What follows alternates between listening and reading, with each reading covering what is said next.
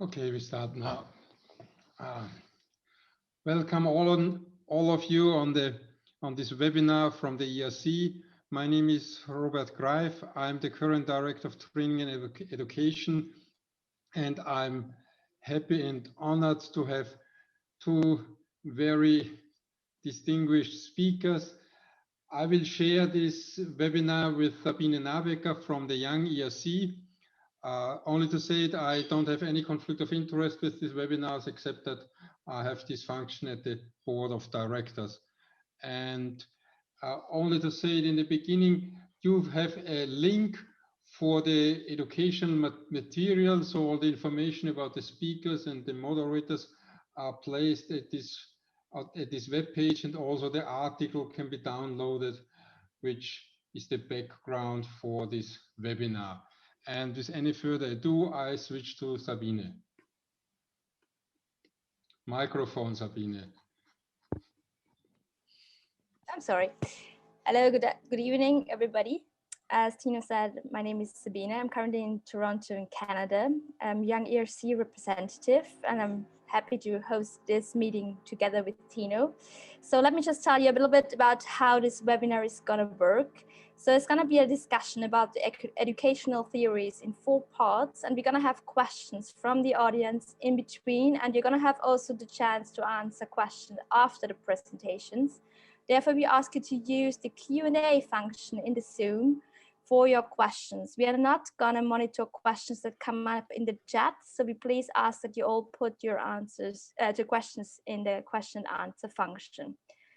And as Tina said, all the information about the speakers and moderators can be found on the webpage. And there is right now a link in the Zoom chat, so it's right on the top. There you can find also the link to this page. Back to you, Tino. Okay, and with this, here are the conflict of interest from the two speakers, and I will start discussing with Patricia. The title is Educational Theory. What do you mean by the term educational theory? What is meant by this? So, thanks, Tino. A theory is a collection of ideas, of thoughts, an abstract way of trying to put meaning into something. And when it comes to educational theory, it's a term that collects all of the different approaches that try to explain both the application, the interpretation, and the purpose of learning and education. So theories are not necessarily generated from evidence. They're often more of a philosophical approach. So they're really mind exercises as an attempt to explain how we learn and therefore how best we should teach. The more we get into this, though, and more recently, we are beginning to get evidence around actually how we learn. Neurobiology, neuroscience is giving us great insights into how the brain does manage and manipulate information and develop strategies internally for learning. So I see a lot of, the picture shows us a lot of theories. How is this important for the ERC? How does this fit into our approach to education? So within the ERC, and you'll see this now in the current guidelines, we try to look at how we can take all of those different approaches to learning and teaching and create our own, in a way, theory, or certainly our own approach to teaching and learning. And we're basing this on the work that's already been done. If people go back to thinking about the Utstein template, it's really clear that alongside medical science and local implementation, we need educational efficiency. We need to get people to learn the skills and develop the knowledge of resuscitation in a simple and clear and quick way as possible. So in order to get this educational efficiency, we've got to go to the theories, we've got to go to the research, we've got to look at how we put those things together and put them into practice. So that's where it fits, really. It's part of the whole chain of survival. It's part of what we're trying to do in terms of increasing survival from cardiac arrest across the world. In this educational efficiency, you brought up these 4 I's. What is meant by this? Okay, so I'll get Andy to bring up the slide. So when you try and look at education and learning, and particularly when you're looking at something where we want to influence practice, we want to make change, then there's got to be an interconnection between the different dimensions. So we know that there are educational theories, we know that there are philosophical views, there are ways of trying to explain how we learn, whether it's different between adults and children, is it different in different countries? Has it been different as time has gone on, or is it the same thing? So we know that there were theories out there. The theories have been around for a very long time. They are beginning to develop further, but the foundation of much of what we do is theory-based. But it's not enough in this day and age of evidence-based medicine or evidence-based knowledge. So what we want to do is to start looking and seeing, is there any research that actually either validates the theories or challenges the theories, makes us think differently about what we should be doing and how we should be doing it. And we want to find research that can best inform our own ideas and approaches. So one of the things that's developed in recent years, and it's been great to see it, has been research into education. The ERC has engaged more people in looking at how we're teaching. Does it work? Is there a different way to do it? And then once we've got some kind of body of evidence, a body of theory, we want to know, how do we turn those into the practical thing that we want? How do we implement it? What approaches will be successful in going from that theory to practice and closing the gap? So implementation's the next dimension of what we want to do. And at the end of the day, we have to remember our purpose. You know, we're doing all of this not because we like to navel gaze, as we say in the UK. It's not about the philosophy. It's about the research. It's about the implementation. But let's bring it back. It's about the outcomes. It's about the impact we have on improving survival and how what we're doing can influence clinical care. So that's where the 4 ideas come together, is ultimately is, are we doing the right things to help people survive? Okay, so we have now the big picture, these 4, the ideas, inquiry, research, implementation, and the impact on outcome. So what types of educational theories exist now, which are valid for our job in teaching resuscitation? So most educational theories can be grouped under broad headings. And the heading that most people will be very familiar with is the idea of pedagogy. So pedagogy goes right back to ancient Greece, the whole idea of the wise teacher, the person who is going to impart their knowledge to you. And often, particularly in the early 20th century, this was classroom-based teaching. This was the expert, the teacher, standing at the front of the class with students as passive recipients of their knowledge. So it was very much based on the idea that the teacher is the key person here. There isn't a need for a relationship between the teacher and the learners, because the teacher is just going to give you the knowledge. And what's been shown over the years is it's not the most effective way to help people learn. In the 1960s, you had a rise in humanism. Okay, so people like Carl Rogers, who developed humanist psychology, started to try and look at things from the view of the individual, from the person. And that came into education through the idea of Andragogy. So this was first coined by a guy called Malcolm Knowles. And Malcolm Knowles was a teacher in adult education. And what Malcolm was trying to do was to unpick what was the difference between an adult learner and a child. pedagogy was very much seen as the way to teach children, but it wasn't working when it came to teaching adults. So what Malcolm Knowles tried to do was to capture the essence of what's different about how adults learn, and therefore how should we engage with adults. So 1960s up to probably early 2000, Andragogy has been the main focus of adult learning theories. However, I'm sure you're all aware, and this is a great example of the fact that we live in a digital age. We no longer rely on the expert at the front of the room to tell us how we should learn or to tell us the things we should learn. We now have people who are connected by digital technology, connected in a way that was never possible. And this has given rise to the idea of hertagogy. So hertagogy is looking at learning, not just from the idea of the individual, but how the individual can access learning. And they can access learning in non-traditional ways. You can go on the internet at any time of the day or night. You will find yourself meeting with people, having discussions with people that would never have been possible many years ago. And you can do it at your own convenience. So learning isn't something that I have to sit down formally in a classroom, listen to an expert. It's now much more diffuse. It's much more about creating groups, or they're often referred to as nodes.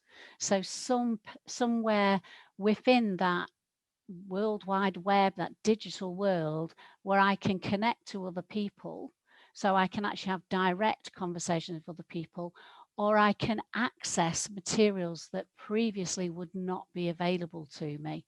So hertagogy is seen as the new way of learning.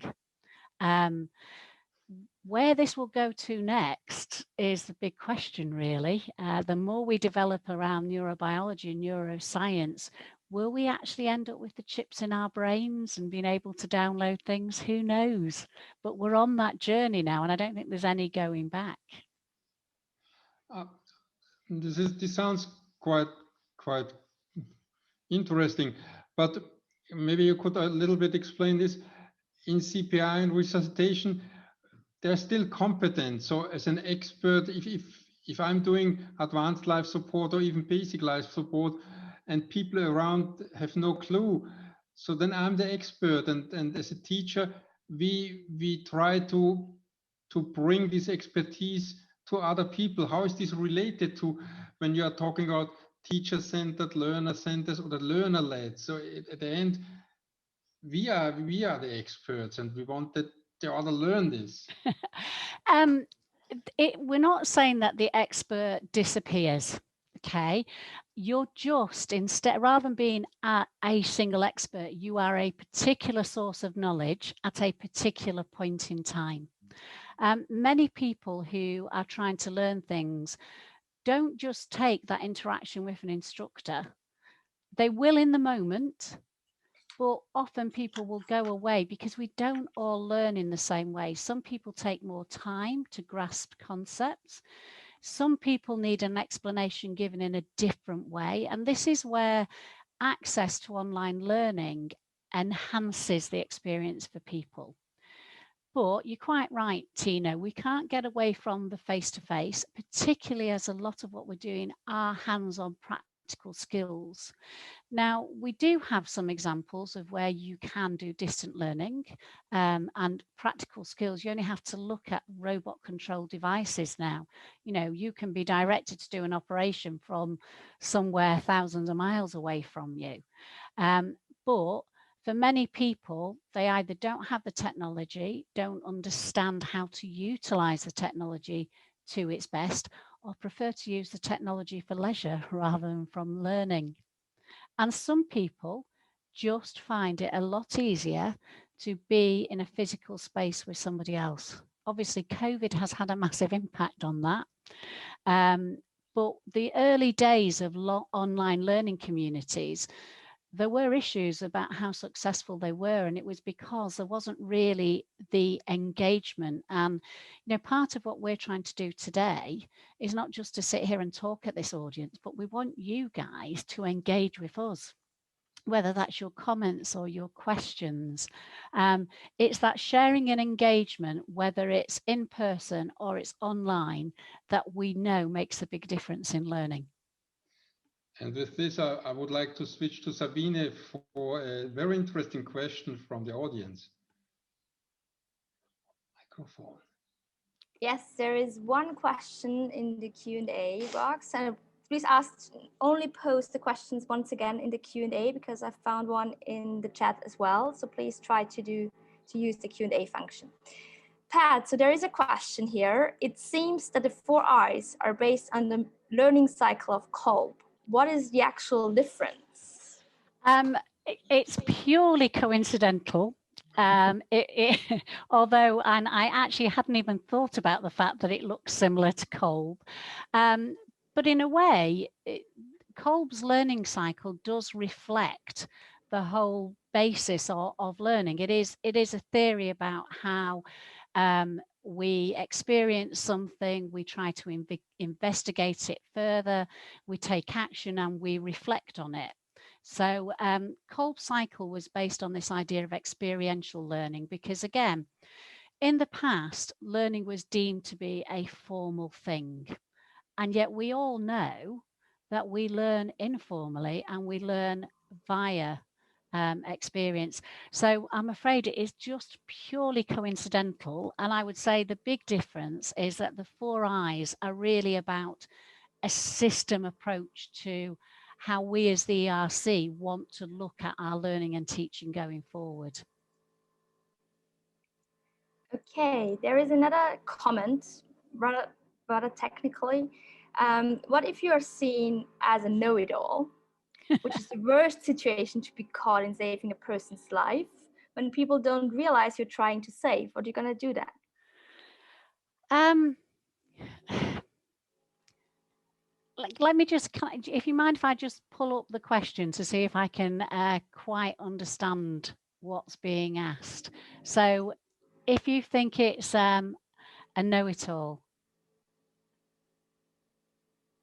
Okay, yeah. I think when it comes to saving somebody's life, people are not going to perceive you as being an elitist and a know-it-all. Again, it's like anything else in education or even in life. It's the approach you take to that situation. If you barge in and demand of people, we know from human factors that that sort of approach in communication doesn't work well. So very much it's about learning the lessons of how to communicate effectively. And there's so many parallels between communication skills and teaching skills. So I think rather than feel that you're a know-it-all, it's about sharing your learning in a way that's receptive to the situation and the group that you're going to deal with. And sometimes there are situations, such as life-saving situations, where you've just got to do it. It's important, though, you debrief afterwards. That's where the learning takes place. Thank you. There are still a couple of questions coming in, but I think we might save some for later. So maybe we switch over now to Andy. So Andy, I think we are going now to talk a little bit about educational theories that are commonly applied to our courses, right? Correct, yes.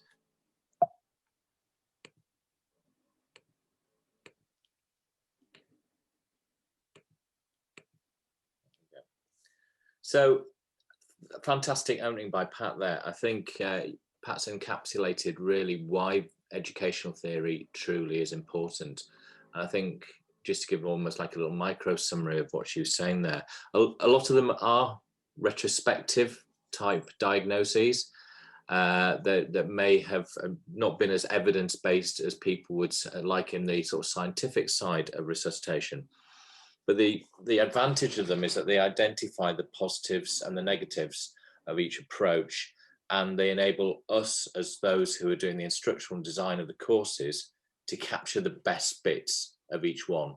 So you'll hear us talking about the different educational theories as the evening progresses, and we'll be talking about the strengths, but also the weaknesses in each one. And it's important that we can pull out the strengths and avoid the weaknesses when we're updating and evolving our courses, because educational theory enables us to understand, evaluate, and improve what we're doing. And I'm going to talk a little bit about probably the three most well-known theories that relate to our courses, and that's namely behaviorism, constructivism, and cognitivism. I'm going to start off talking a little bit about behaviorism. So you heard Pat talking about pedagogical, I struggle to say these words, pedagogical approaches to learning. And if anything, behaviorism is the best example really of a pedagogical approach. So picture yourself back at school as a child, if that's not too traumatic a vision.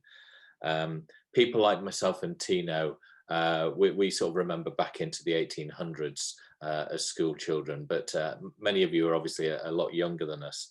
But I'm sure there's a common denominator of how a lot of us were taught. Lines of students, a teacher at the front, next to a blackboard, a teacher-centered experience, and an assumption that the learners were all at baseline. We talk about things like blank slate or blank canvas when we talk about behaviorism.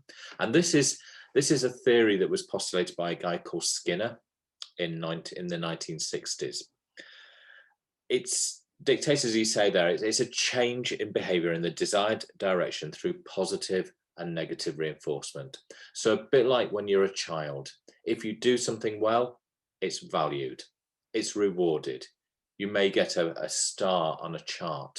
You may get a point towards your particular group. You may get some sort of treat. It's very Pavlovian. It's a bit like a Pavlov's dog.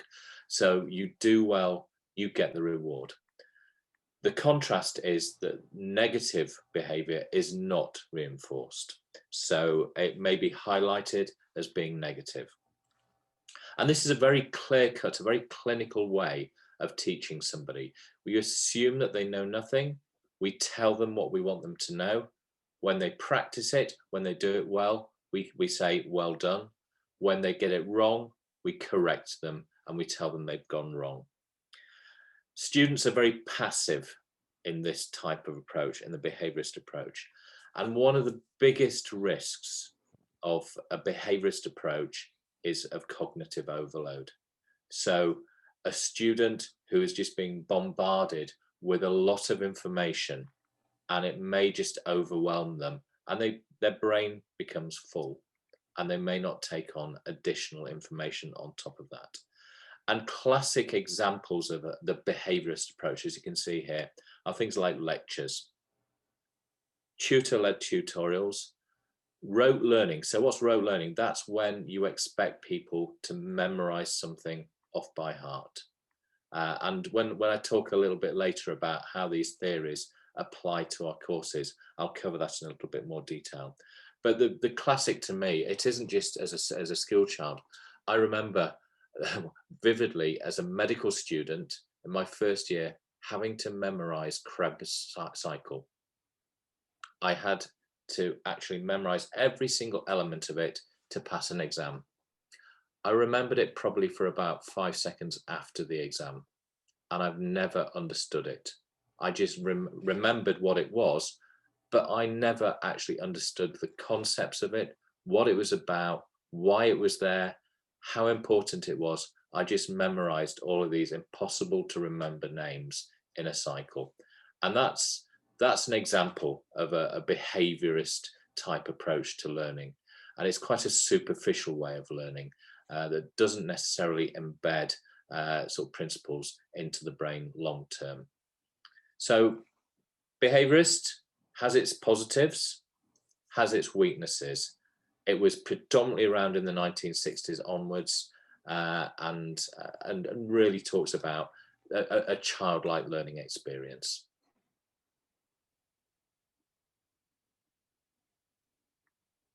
Okay, thank you, Andy. I think we can now switch to the next topic, which would be the cognitivism, right? Yeah. So if you remember on that, it's a bit of a spectrum. So behaviorist and the cognitivist, they're on two ends of a spectrum, and I'll come third into constructivism, which is in the middle. So cognitivism is a little bit more vague, and it's a little bit more of an enigma to be able to describe. This comes from much earlier, from the 1900s. It emerged from Gestalt psychology, and it's more of an andragogical approach. So whereas behaviorism was very much teacher-led, this is more student-centered. What do we mean when we're talking about cognitivism? It's that ability to be able to integrate new information into existing knowledge, to be able to learn through understanding. And it's embedded in reflective thinking, it's embedded in problem solving.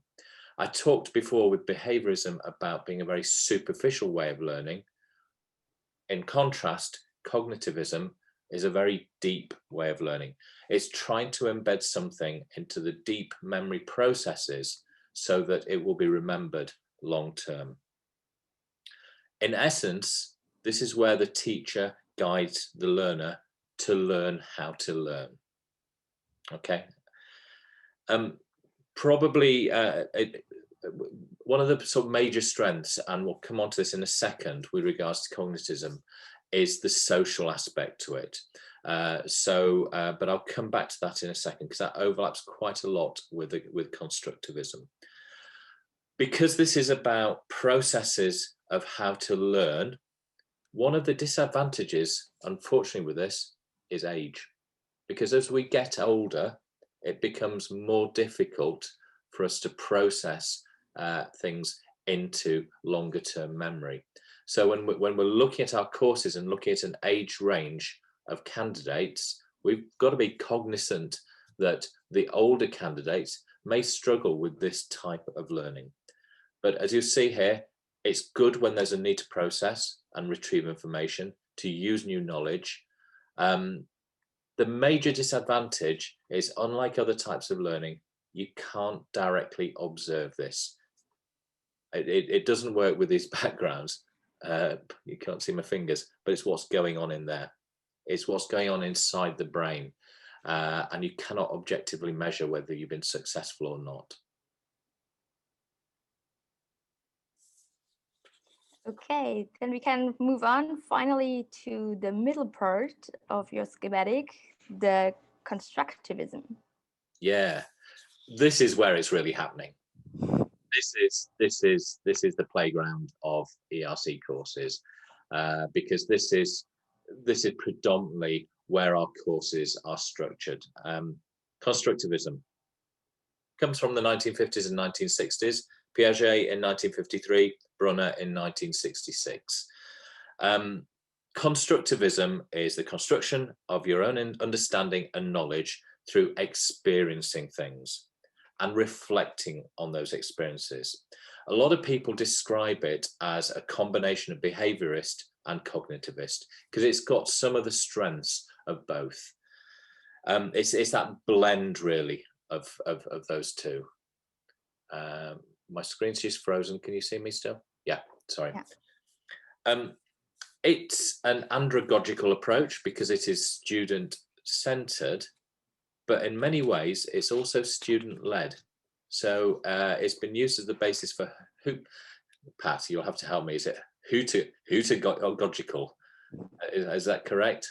I just make it up as I go along. Hertagogy. Hertagogical. So speaks a true educationalist. Hutegogical approach as well. Now, classically, if you've got a true constructivist approach to learning, the teacher is totally passive. It avoids any form of direct instruction. So the student really has to be at the center of everything that's happening, which is great if you've got all the time in the world to be able to learn at your own pace. And And we've already mentioned about the Kolb learning, and that sort of really revolves around constructivism as well. But the bit that we're most sort of interested in when it comes to life support courses is this slight overlap, and I'll see if I can just zip back to this again. You can see vertically the overlap between constructivist and cognitivism is social constructivism. So that's where we talk about the social learning.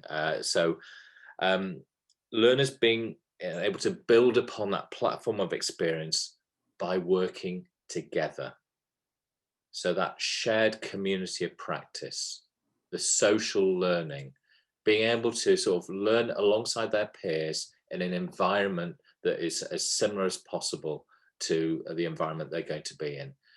So the social constructivist is really at the heart of where life support teaching is really based. Okay, thank you so much, Andy. Tino, are there any burning questions? Oh, Tino. You are on mood now. Don't swear, Tino, do not swear. No, you're too well. There's one question about behaviorism. If this is not so optimal in understanding and memorization, the question is now why it is still so strongly reinforced in today's medical education. So there are semester exams, multiple choice. Yeah. So with regards to medical education as a whole, I don't want to sort of spoil my last section, which is how all of these relate to the courses. But I think I'll take you back to what I said right at the beginning. All of these have got positives as well as weaknesses. And we need to try and pull the positives. Now, it may be that mainstream medical education still uses some of these approaches. So, for example, the lecture is still used, or it was until COVID, quite a lot. And that may be because it is just easier to deliver. And that's a lazy way of delivering education in some respects in this day and age. But it may be that it's easier for one teacher to give a lecture to a large number of people. But if that was the only way that they were learning, then that would be a problem. However, used as a blend of different approaches, it may serve its purpose to be able to transmit some key messages. So it's not evil, it's not the bad way of teaching, but there are strengths, there are also weaknesses. I think I would just add in there, Andy, that if you look at more recent medical education and look at the practices that are going on out there, there is a distinct move away from these traditional approaches. There are some really exciting and innovative practices going on in medical education that are looking at a very different way to help learners learn. And the day of the mass lecture theatre, it's really on its way out in many really far-reaching medical schools now. Okay.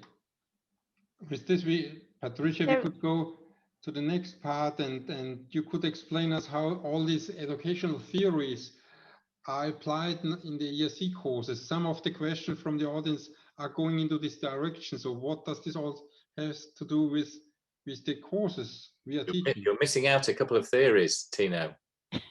Really? Yeah, Pat's going to talk about a couple of more theories because we're not done yet. We've got more theories for you. Okay. Do you want to pull up the next slide, Andy? We are missing one. All right. 2. Bear with us, guys. Slightly slow here. So another 2 theories, and again, as Andy said, they are theories. There are good things, there are things that don't work so well, and that's always going to be the case with a theory, because until we have some sort of definite evidence that one thing works better than another, the best we can do is use the theories to explain what's going on. Connectivism and humanism, I would say that these are starting to move from that pedagogy towards the hertagogy, and they're both types of andragogy. So there's a lot of gogies in these two theories. So let's take a quick look at connectivism. And connectivism really is the next level from social constructivism. So connectivism is about the individual self-directing their learning, and as I mentioned before, via nodes. So it's this hertagogy idea that they use a diversity of opinions, multiple sources of opinion, and it's often driven by social media. Now, there's been an interesting point raised about hertagogy in the discussions, whether or not you do need an expert. What do you need to move somebody from a traditional approach to learning to being able to access these nodes of learning? And again, what I would say to people is, we're still thinking traditionally, we're still thinking that somehow we need an expert to help the student make that transition. Actually, I think our efforts would be better looking at developing metacognitive approaches for students. So teaching students how to learn, teaching them how to reflect on their own learning. That's going to put them in a better place to be able to seek out learning and make sense of it. As we've already said, and I take on board what people have said, the technology isn't there for everybody, but this isn't limited to classroom learning. People can choose when and where they want to learn. It could be very expensive.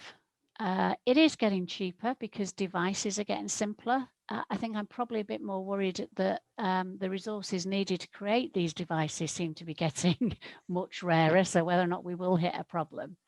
But it's very much, connectivism is about, I'm not alone.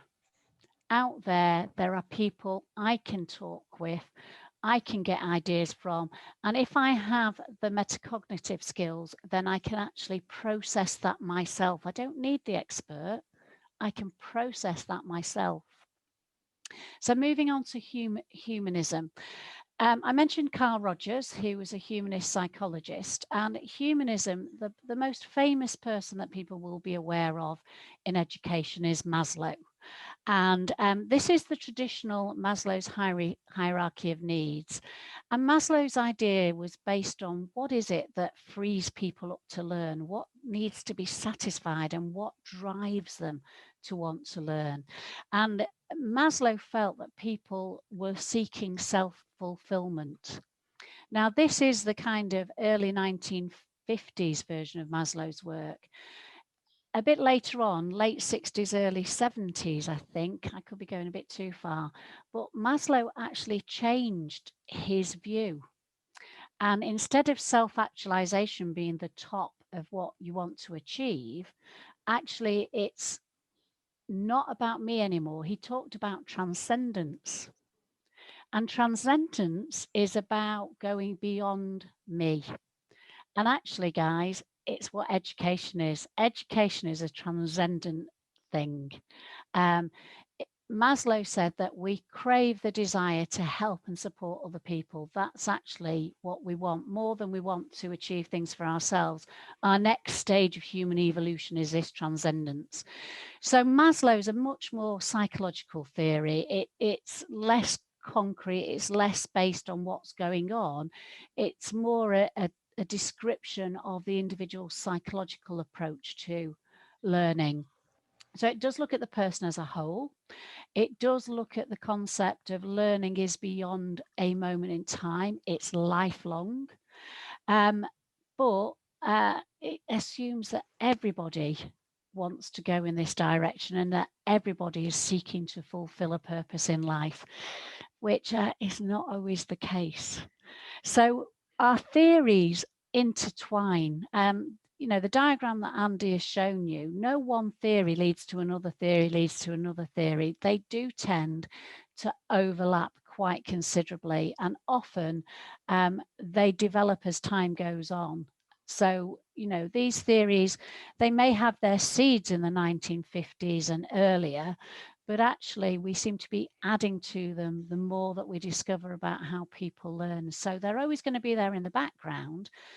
The challenge for us is, do they actually have some real value in the real world? I think it's back to you, Andy. Patricia, there's what you told now. There's also a question in the chat: how can these different methods of learning give us a structure in a long term to achieve long-term goals? Okay. Again, I think the thing that will give us the structure to achieve long-term goals is to move from the pedagogy, to remove from I'm the teacher and I have everything, to the person. This is about developing people's ability to learn. And our focus really long-term should be on that. And in some ways, that's why we've introduced the VLE. You know, rather than us leading people as and when they want to learn, we're making resources available for them to learn. What we don't have time for in our very short courses is to develop the skills to help people learn how to learn. Maybe that's the future. Mm-hmm. There is one other question here for Pat. It's more a comment.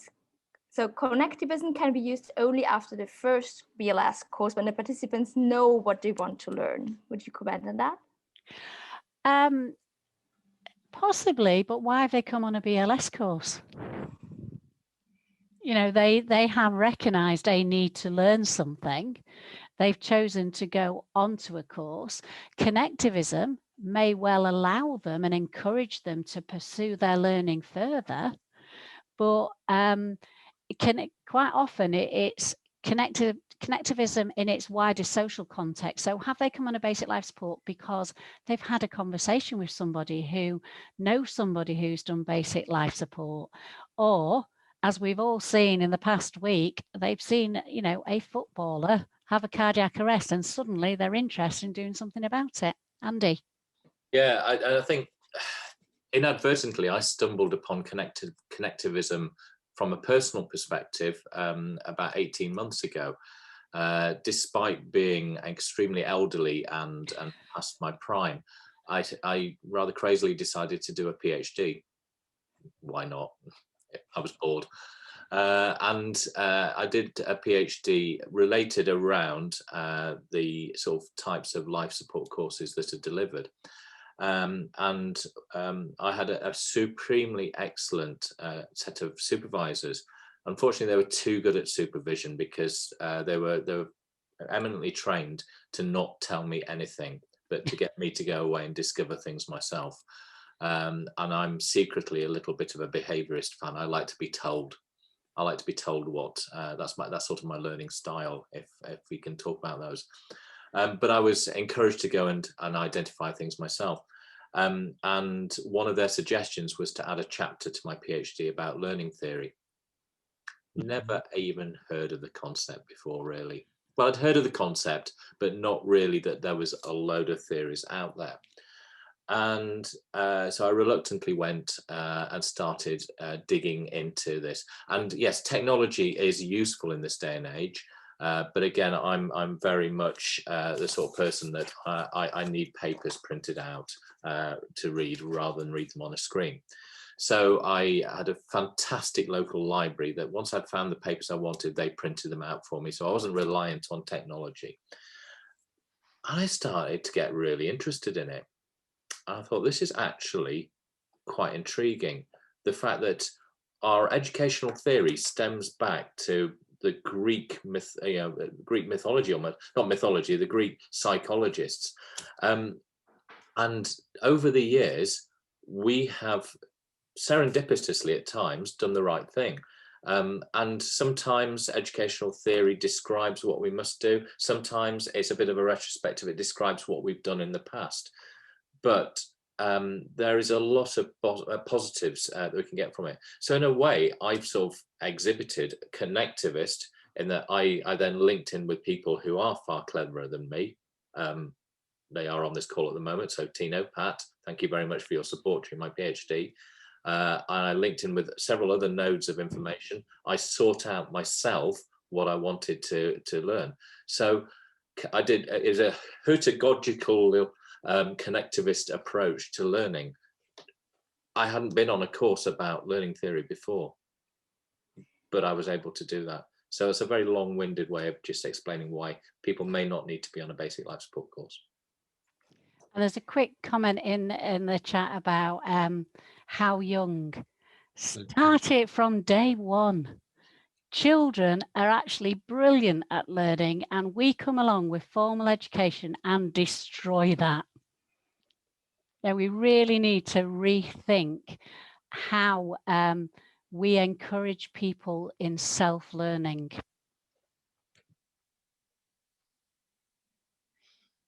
Okay, I think we now maybe move on to the next part, and it's actually for Andy. So you explained both of you have explained all the theories. Now we want to know, how do these theories relate to the ERC courses?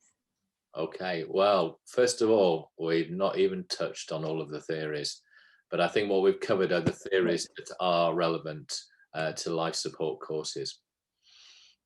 So I'm just going to leave that on the screen, just as a sort of summary of the theories that we've talked about, where they sort of sit around the teacher-learner orientation, and the sort of ways that, the sort of skills that we use in teaching that lie behind that.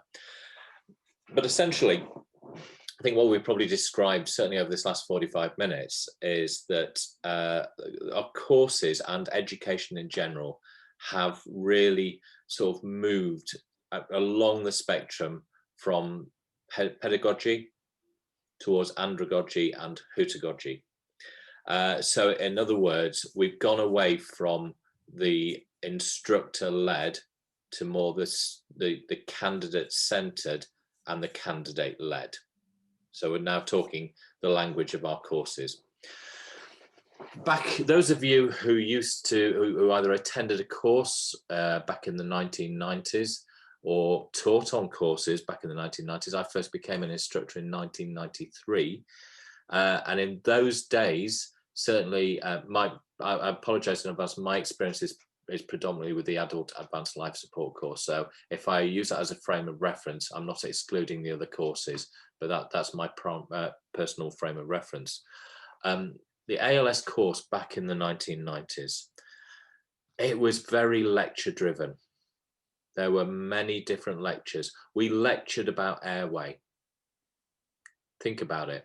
A practical skill, we delivered a lecture about airway. We lectured about everything on the course.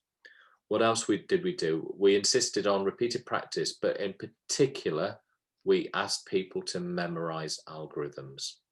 So if you could not recite the algorithm, then that was potentially going to be a failure. Nowadays, we tell people not to memorize, but we tell them to refer to apps on their smartphones, to posters on the walls, because we know that that's actually safer. But this was the way of teaching back then. Don't get me wrong, it wasn't that bad. As I've mentioned before, the courses in the 1990s were still way ahead of their time in medical education and healthcare education, sorry, as a whole. So whilst many other aspects of healthcare education, we were being taught in lecture theatres purely, remember that these are courses that were multi-professional. There were very few other courses where doctors, nurses, paramedics, etc. were learning together. They were multi-professional, they were hands-on and practical. And that's what enticed me to the course, was that as well as learning the theory, I was actually practicing skills and learning skills. And as such, they were very well and continue to be very well received courses. But over the years, the style of teaching has improved. I talked a little bit about behaviorism and how we've moved away from that sort of thing, but there are still aspects of behaviorism that are still within the course today. One aspect was with us until not too long back, which was the Pendleton's feedback, positive, negative reinforcement. But But nowadays, think about it, the CAS teach, the scenario teaching, which in all of the courses, it involves behaviorism in a very constructive way. So if you haven't achieved something, you will be told. If you have achieved something, you will be told. So our simulation teaching is really grounded upon a behaviorist approach and in a really good, strong, constructive way. So that's what I'm saying, is it's not a historic thing that we should cast aside. Over the years, what's happened with the courses? The number of lectures in all of our courses has reduced. So they've been reduced down to just delivering information about the key elements. We've increased and improved the social learning within our courses. So we encourage peer learning. We encourage candidates with prior experience to bring that into the room, to share that with their colleagues. So whereas in the 1990s, we were teaching airway skills to everybody as if they knew nothing, the behaviorist approach, which was very frustrating for consultant anesthesiologists. Nowadays, we're encouraging people who already have skills to share them with the rest of the group. So social learning, situated learning, and making, with the improvement in the sort of physical realism of mannequins and of environments, we're making the simulations a lot more realistic as well. Problem solving, so we're bringing in a lot of the cognitivist aspects of the course more to the fore. So we're doing a lot more in the way of problem solving in some of the workshops, and that prior learning and the peer learning from each other. And as Pat has mentioned, the advent of technology has brought more opportunities for connectivism. So even before COVID, we were looking at putting more information online on COSI to be able to give people the advantage of being able to access learning when they want, where they want, how they want. COVID has propelled us down that route even further. And there are examples out there of blended learning approaches. And we're looking in ERC at blended learning approaches to some things like the generic instructor course, for example. So that's a piece of work in progress. But blended learning enables that real combination of the positives of face-to-face and online learning. Pat's already mentioned, life support is a hands-on practical skill. We cannot go to just pure online learning for something like that. We do still need the face-to-face elements and that blend. But technology and COVID has paradoxically really improved technology as well. So we've had this nuclear arms race between Teams and Zoom over this last year, where they both incrementally up their game as to what you can do and the reliability of the platforms. We've got the wonderful new platform for congresses with the ERC, which is so simple but so effective. So technology driven by COVID has really helped shift us along quite a few years. And it'll be interesting, as Pat says, what the next stage is going to be. Although the nearest that any chips are going to get to my brain are the ones that I eat with fish through my mouth, I'm sorry to say. But all throughout all of this, the humanism has never really changed. That has always supported how we learn. The environmental factors, the self-transcendence, I can't even say that either, self-transcendence effectively is people wanting to go on and teach others as well. So just to sort of bring this a little bit to sort of a conclusion in a way, there are elements in our courses that are behaviorist, there are elements that are cognitivist, there are elements that are constructivist, there are elements that are connectivist. Probably with the predominant elements are the social constructivist elements. All of those approaches have different advantages and different disadvantages. But the best reason for embracing a myriad of different approaches is because we have a myriad of different types of learners. Now, some people don't believe in the concept of learning styles, because that sort of implies that everybody has their fixed way of learning. That's not true. We all adapt our learning styles to situations and with time, but we all tend to have our preferred ways of learning. My personal is just to be told what is right and what's wrong. I'm a bit of a lazy learner, I have to say. But if I'm on a course that is purely cognitivist, I may not engage as fully with that as in a course that may be a bit more in the way of behaviorist approach. So having a range of different styles is good because it suits all learners.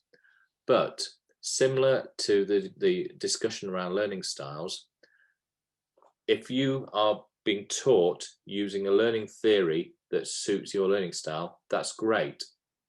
If you're being taught with a sort of approach that doesn't suit your learning style, it doesn't mean you're not going to learn.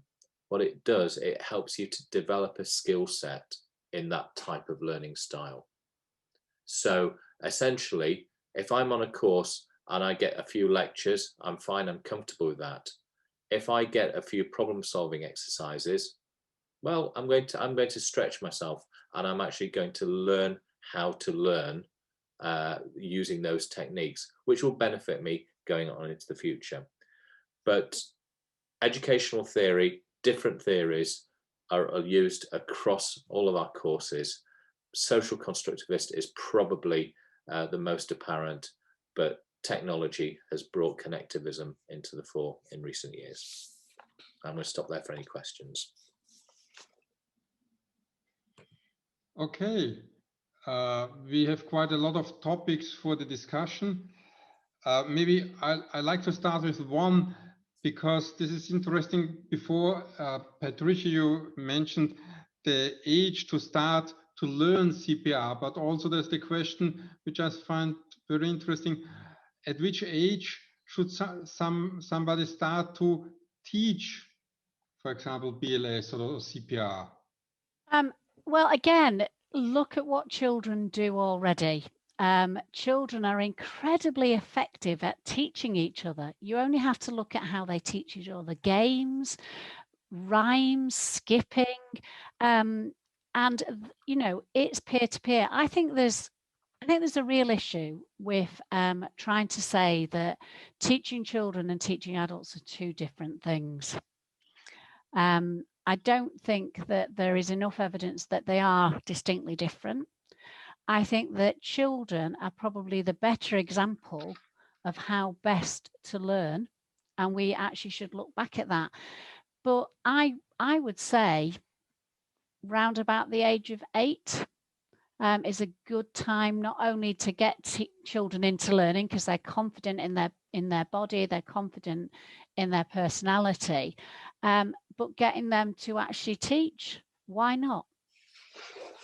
So I'd agree fully with that, and certainly if you're talking purely about things like CPR, it's actually a really good idea to get them to teach as well.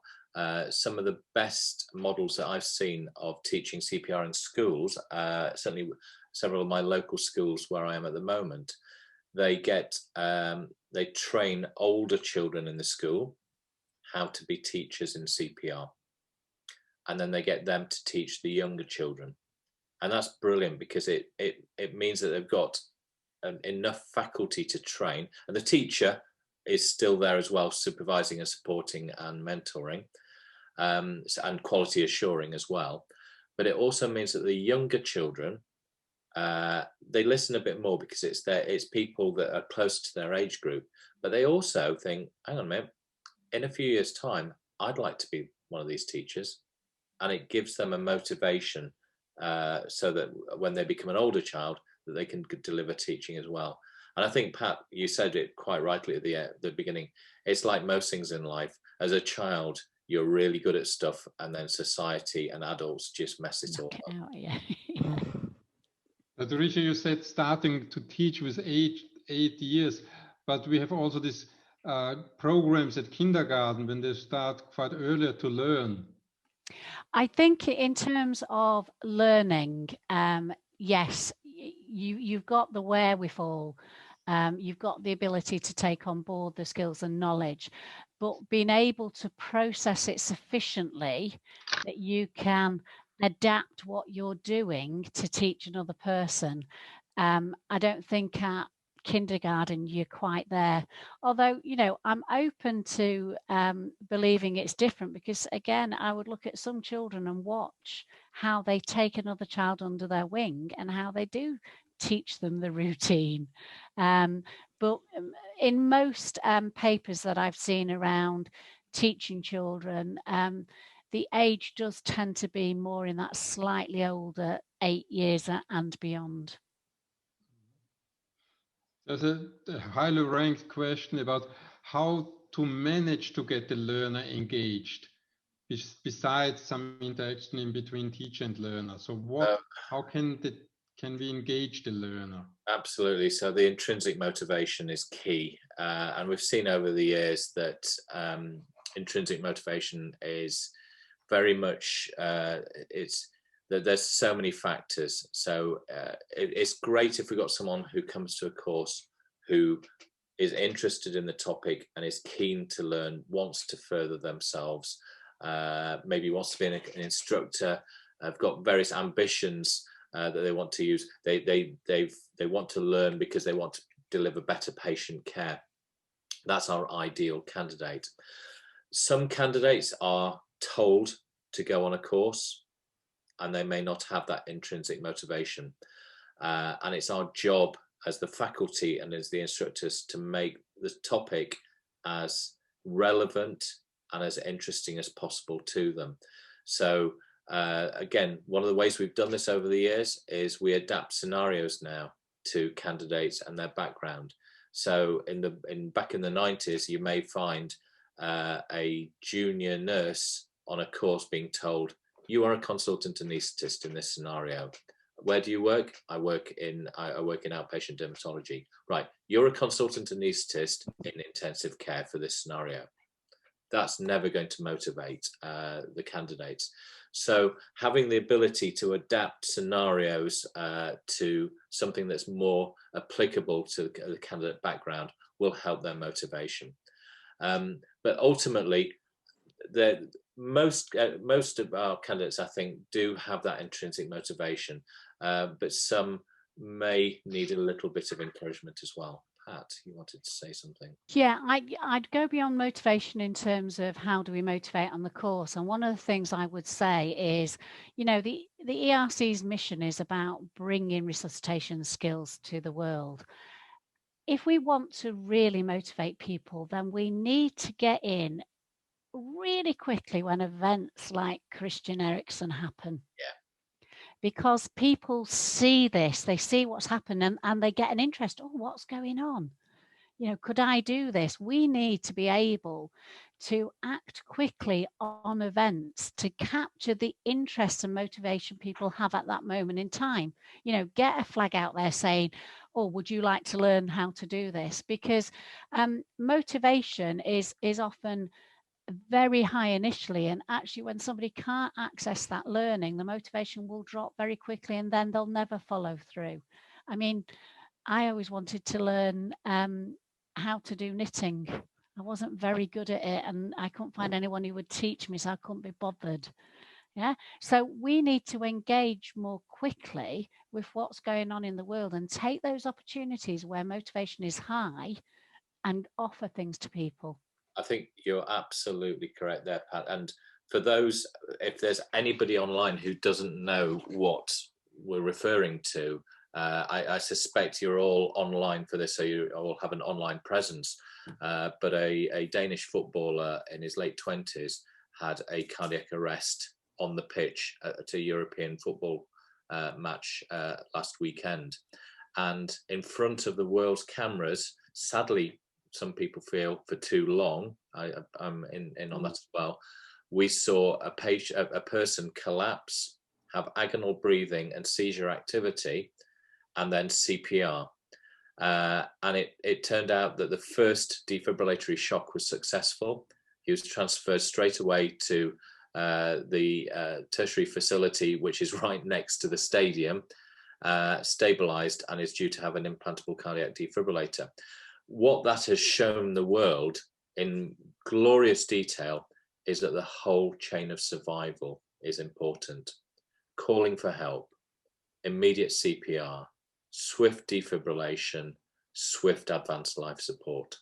And Pat's absolutely right. And those of us who inhabit the murky depths of Twitter in particular will have seen that it's been phenomenally positive. There's been a few negative comments, but on the whole, the comments have been really positive as a result of this situation, in terms of encouraging people to learn CPR, to learn about defibrillators, and the dialogue that's ongoing has been brilliant. So yeah, it's not just about getting that intrinsic motivation from the course. It's using other situations to improve that motivation. This goes into a question which was addressed before. Could you dwell a little bit on, is learning an active or passive? So can I learn by watching people doing stuff? What is the activity? What does it even happen passively? Passive is an interesting word. Passive, people imply that nothing is going on. If I'm watching something, things are going on in my brain. And in fact, you know, very often there are things going on around us that we absorb that goes into our long-term memory that we're not even consciously aware of. So I do think that just watching, there is an element of learning taking place. However, if we want learning to work, if we want to embed it in our long-term memory, there has to be some sort of active engagement, whether that's rehearsal or engagement. And interestingly, there's some research out this week that says that they've identified that if you have somebody involved in a learning activity, you need to take a break, because during the break, what they've discovered on MRI is that the various elements of the brain where learning takes place rapidly sequence the learning that's just happened. Now, if we don't have sufficient breaks when we're teaching, then we stop that rapid processing from happening, and we're less likely to get that embedding. So I think learning's active, but actually it also needs a bit of time for the brain itself to physically put that learning into the long-term memory. And that's what the latest research seems to be showing. And I think that's really quite interesting and topical, because certainly in the COVID era, learning has translated to back-to-back 1-hour Teams meetings with very little downtime in between. And I think sometimes that time to just stand back, have a tea, have a coffee, have a drink of water, maybe a bit of peer discussion, and then recommence learning again can be very beneficial. What do you think about cultural differences? There's also a question if the learning theories take this into account. That's a very interesting. Is there really a huge difference? And this is me just asking the question, between people throughout the ERC footprint on how they benefit from the teaching.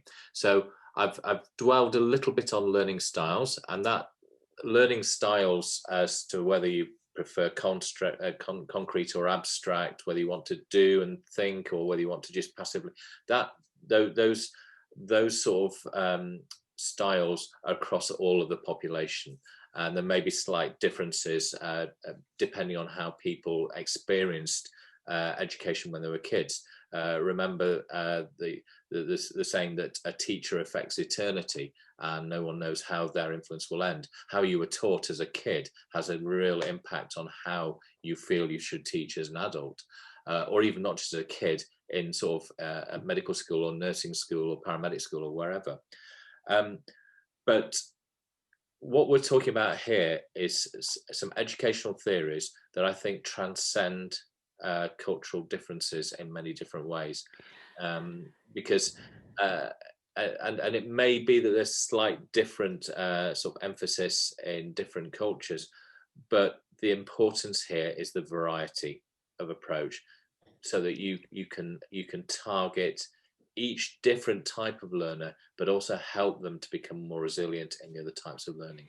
I think what I would say, and this is the biggest thing I have learned teaching for the ERC, learning is not culturally different. Teaching is, yeah, but learning is something that every human being does in the same way.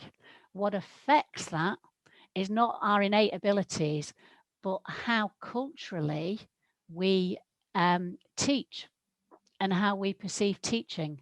So I think they're two different things. Learning is a physiological, every human being does it apparently in the same way.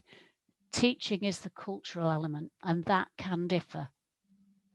Although both myself and Pat have taught advanced life support and generic instructor course in Russia, speaking no Russian, to people who speak no English.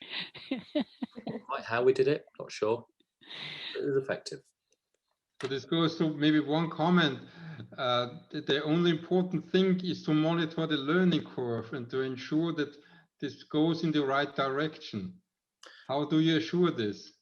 So absolutely, and it brings back to what I was saying before, that our job as educationalists is to ensure that we are teaching using evidence-based ways of teaching, and that's educationally evidence-based ways of teaching, and using the best bits of educational theory. We can't just be teaching something because it feels like a good idea.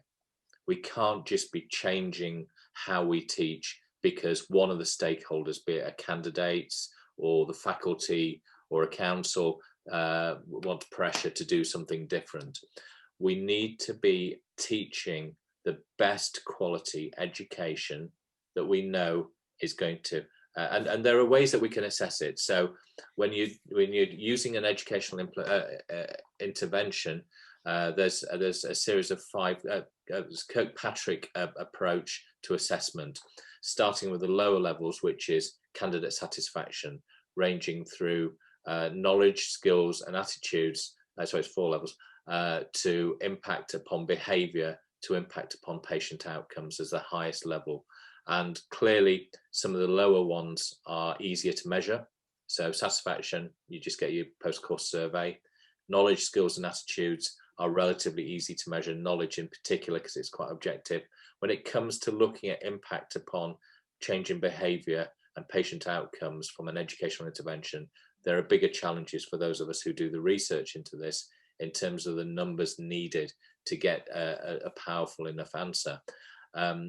But we've got to ensure, we've got to safeguard the fact that our courses are not just delivered for the convenience of, let's say that we decide we only want to teach 1 day rather than 2 because we can't afford for our instructors to go for 2 days.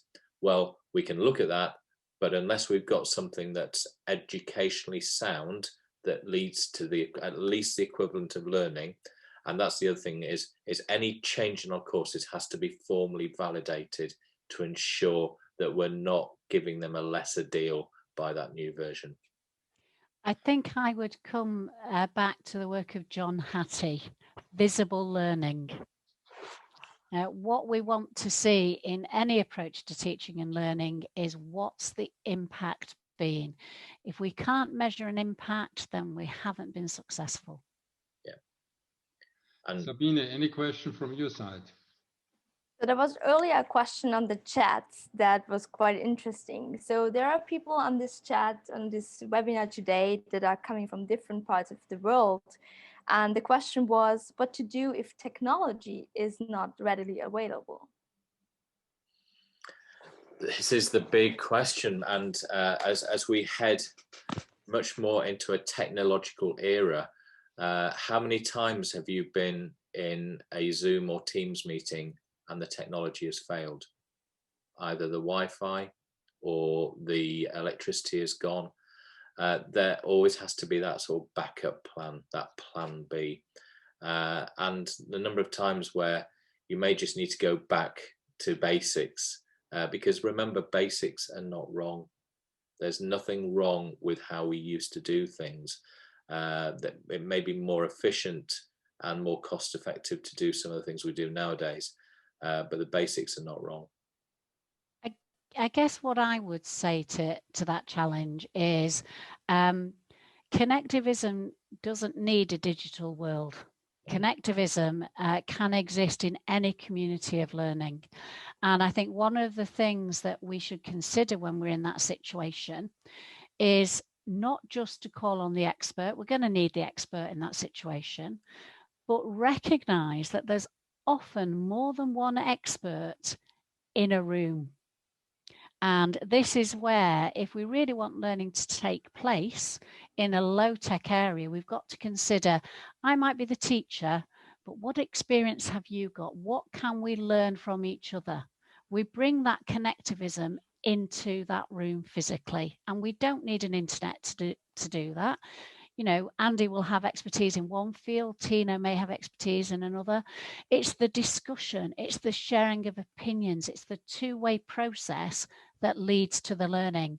So I think if you're in a low-tech environment, then it's very much about not standing in front of everybody, but sharing experience and opinions, getting discussion going amongst your students so that they're learning from each other. That is the way you bring connectivism into a low-tech classroom. And I think whoever's raised that question, it's a hugely important question that those of us in leadership positions within the various resuscitation council community need to remember, is that a lot of education is developed and constructed by people in high income environments. And we've got to make sure we don't have any inequality in learning opportunity. So people who are in low to medium income environments, and please note I'm saying environments, not countries, because there can be low and medium income environments within high income countries, but also technological opportunity. So somebody who lives in the middle of the country with no Wi-Fi, with no strong phone signal, will struggle and will have be discriminated against in terms of access to that sort of technology. So going forward, what we have to do is embrace technology, because it does bring a lot of benefits, but also remember that we're looking with educational theory at the strengths of each approach, but also the weaknesses, and trying to avoid the weaknesses, and having some resilience in the way that we develop our teaching packages, so that if there are people from communities or areas that do not have the same sort of accessibility, and accessibility with regards to technology, but also with things like literacy as well, language, those are the sort of things that can really discriminate against learners, and we need to make sure that we've got accessibility for all. There's an interesting comment on what's a good teacher, and in one point it says you have to know your audience, your learners. So what would you reflect? There are also articles, very famous article, a good teacher. In your eyes for the ERC, what would be a good instructor?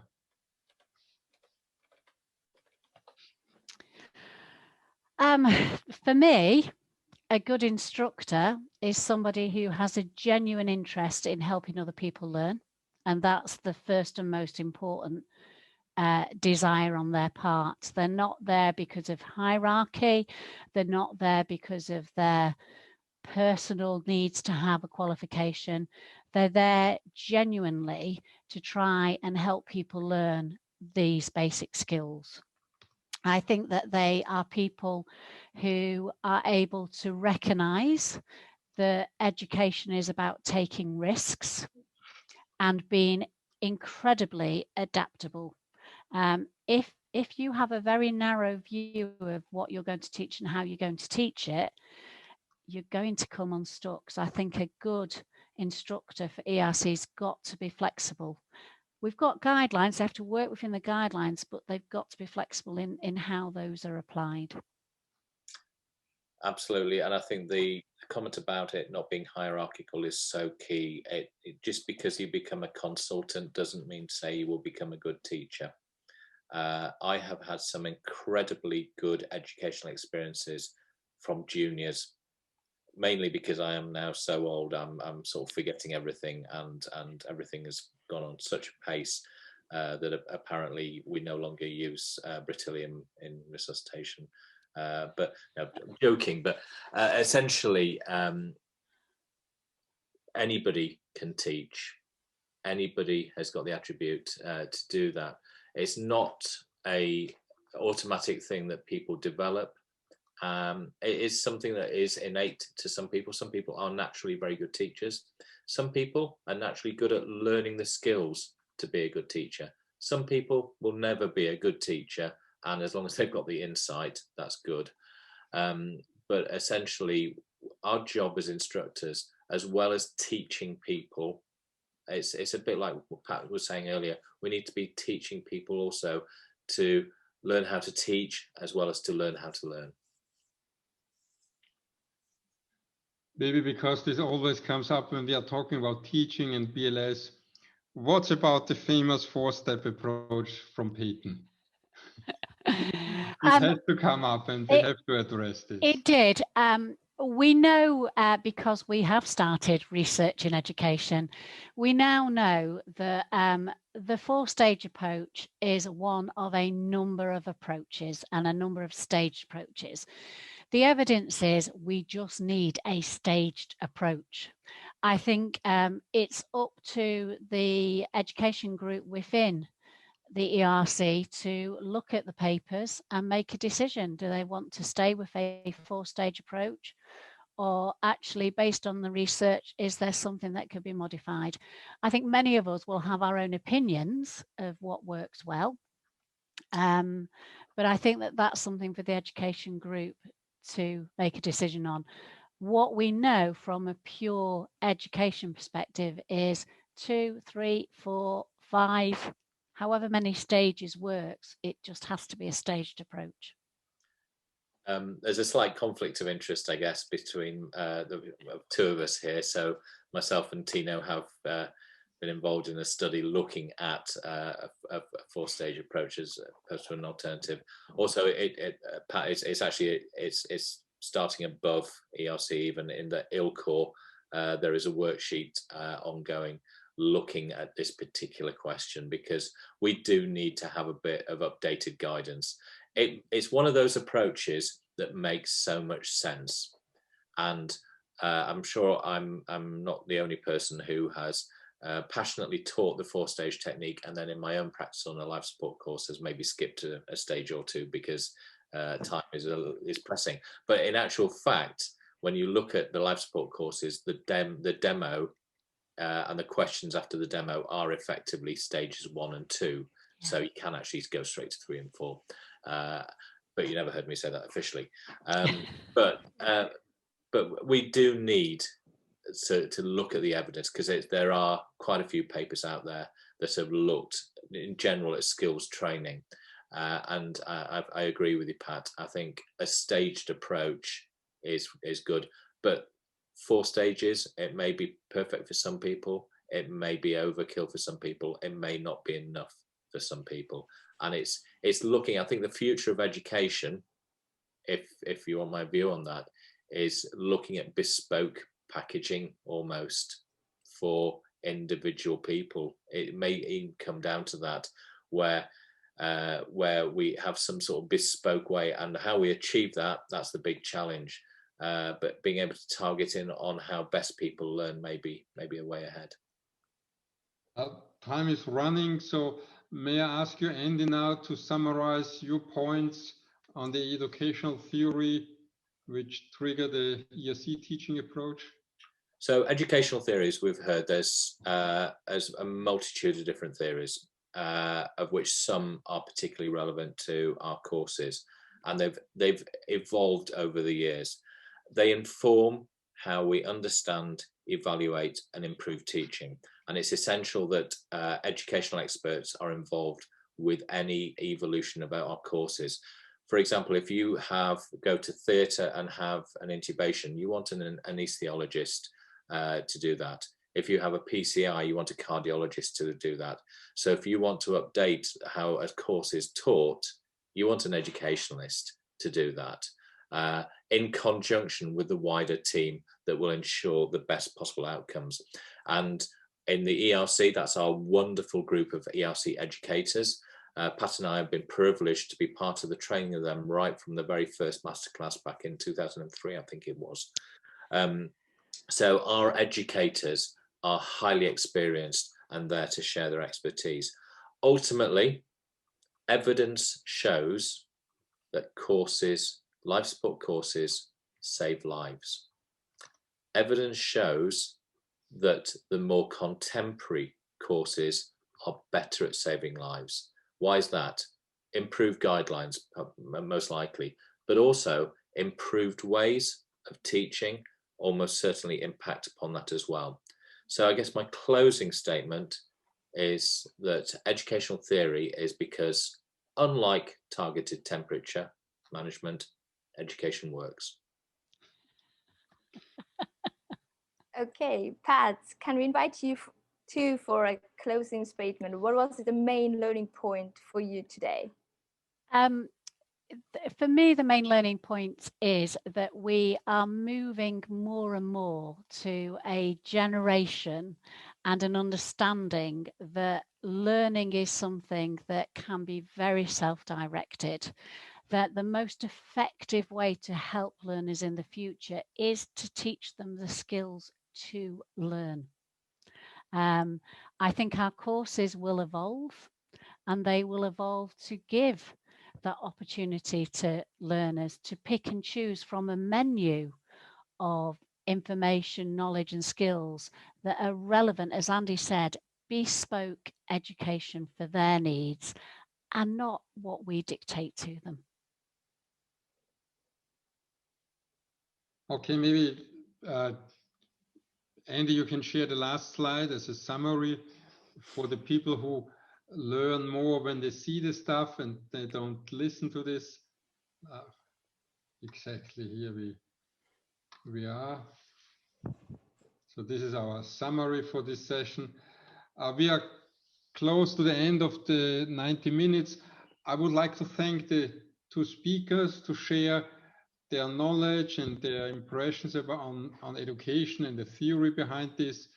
Again, because some people were asking, the article summarizing all this is freely available from Resuscitation Plus. This is an open access article. Everybody can download this.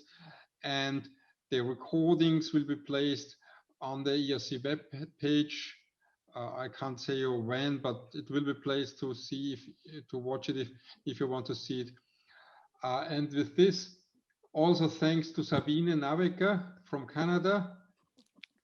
And we will have a summer break on these webinars, and in autumn there should be a new series of hopefully monthly webinar on different topics addressing resuscitation. Thanks all of you here and wherever you are in the world. Bye. Take care, everyone. Bye-bye.